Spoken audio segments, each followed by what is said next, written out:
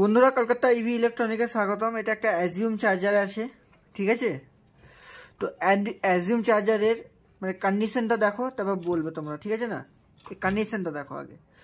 আমি এটাকে ডিসি দিলাম, ডিসি পাওয়ার অন করলাম, ঠিক আছে। আমি মিটারও রেখে দিচ্ছি পাশেই, মিটার রেখে দিলাম।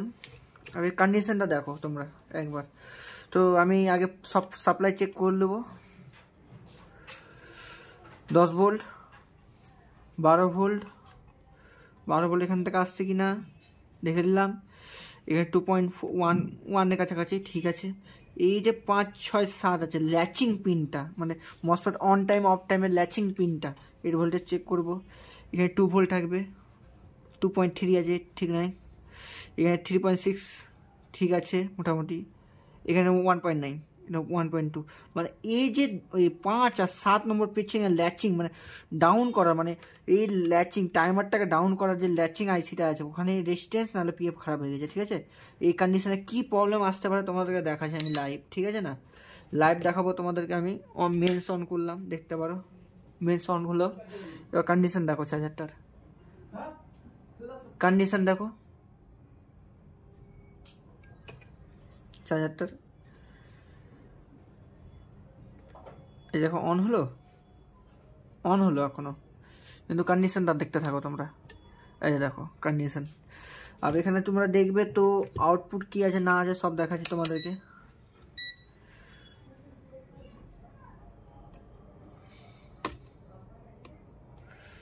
বারো ভোল্ট ভিসিসি ঠিক আছে। 5, 6, 7 দেখবো তো ওই ভোল্টে ঠিক আছে। 8 নম্বর সব স্টার্ট পিন ঠিক আছে। 9 নম্বর ঠিক আছে। 11 নম্বর আর 14 নম্বর আউটপুট পিন। 11টা আউট করছে, 14টা আউট করছে। আর এদিকে ভিসিসি ঠিক আছে। কিন্তু এখানে কন্ডিশন আছে কি, এখানে অত ভোল্ট থাকবেই না। এখানে 2 ভোল্ট, 3.6 ভোল্ট আর 1.9 ভোল্ট, এই কন্ডিশনে হওয়ার কথা। এখানে ভোল্টেজ বেশি লাগছে। তো এই কন্ডিশনে আমরা কী করবো, এই রেজিস্ট্যান্স জিনার পাল্টাবো আর একে অন করব, ঠিক আছে। এইখানে এবার তোমরা দেখো এটা কোন কন্ডিশনে আছে চার্জারটা, ঠিক আছে না। কিন্তু এখানে আমি আমার যতটা সুন্দর লাগলো, কেন ড্রাইভ আউট করছে, কিন্তু ড্রাইভ আউট করার কথা না, ঠিক আছে না। তবে আমি পিএফ লাগিয়ে দেখবো আমার চার্জার ঠিক আছে কিনা। দেখো আওয়াজ করছে, এই কন্ডিশনে কিন্তু মসফেট উড়ে যাবে, ঠিক আছে না। এই কন্ডিশনে মসফেট উড়ে যাবে, এটা খেয়াল রাখবে। এ দেখতে পারো আওয়াজ করছে, এই আওয়াজ করছে মানে ল্যাচিংয়ের প্রবলেম হচ্ছে আর মসফেট উড়ে যাবে।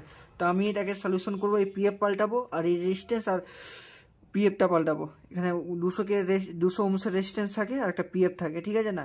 এই দুটো পাল্টে আমি চার্জারটাকে অন করে দেবো। কন্ডিশন দেখালো, বারবার দেখাচ্ছি।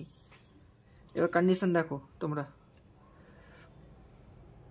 আমি পিএফটা লাগাচ্ছি, দেখো এরকম আওয়াজ করছে, আওয়াজ করছে একটা সার্চ কারেন্ট আওয়াজ। মসফেট উল্টা পুল্টা সুইচিং হচ্ছে, এটা দেখো আওয়াজ করছে। ভালো করে দেখাচ্ছি আমি ফের তোমাদেরকে। আমার সি ল্যাম্পও পুরো গ্লো হয়ে যাচ্ছে, বুঝতে পারলে। এই যে দেখতে পারো কন্ডিশনটা দেখো কীরকম করছে কন্ডিশন, ঠিক আছে। তো আমি এটাকে তোমাদেরকে অপারেট করে দেখাবো এখনই, অন করে অপারেট করে দেখাবো প্রপার। বন্ধুরা ওই চার্জারটাই আছে যেটা আওয়াজ করছিলো, চিঁচি করে আওয়াজ করছিলো, ওই চার্জারটাকে রিপেয়ার করা হয়ে গেছে অলরেডি, ঠিক আছে না। বেশিক্ষণ আমাকে রিপেয়ার করতে হয়নি, কেন মাঝে আমাকে উঠে যেতে হয়েছিল, কাস্টমার এসেছিলো বলে উঠে যেতে হলো। এখানে কী কী কাজ করতে হয়েছে, কী কী প্রবলেম পেয়েছে আমি বলতে চাইছি। এখানে সব কিছুই ঠিক ছিল। পিএফটা যেটা আছে, যেটা সার্কিটটা মানে সুইচিং কমপ্লিট করছে মাঝখান থেকে, তো পিএফটা খারাপ ছিল। প্লাস কি এখানে কিছুটা ভোল্টেজ খারাপ ছিল। ভোল্টেজটা কীরকম খারাপ ছিল, যেরকম আমাদের, আমি বলতে চাইছি আমি যেরকম আমাদের 35-25 আইসির 5 নম্বরে 2 ভোল্ট থাকে, 2 ভোল্ট না, 2 ভোল্ট না থাকলে 1.2 ভোল্ট থাকবে, ঠিক আছে।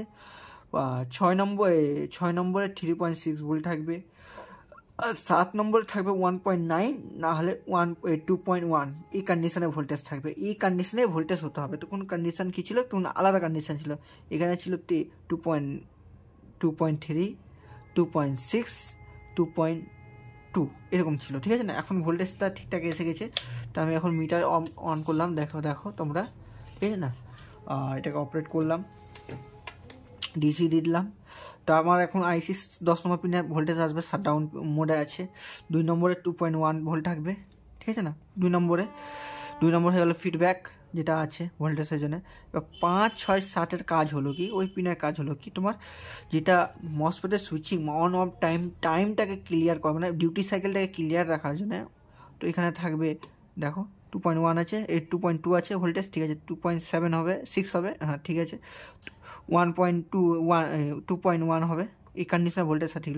ওই কন্ডিশনে কী ছিল, এখানে 2.3 ভোল্ট ছিল, এখানে নেক্সটটা কী ছিল 2.7 ভোল্ট, এখানে 2.2 ভোল্ট, ঠিক আছে না। এখন 2.1 ভোল্ট চলে এসেছে, এখন আওয়াজও করবে না, প্রপার এম্পিয়ারে চার্জ নেবে, ঠিক আছে না।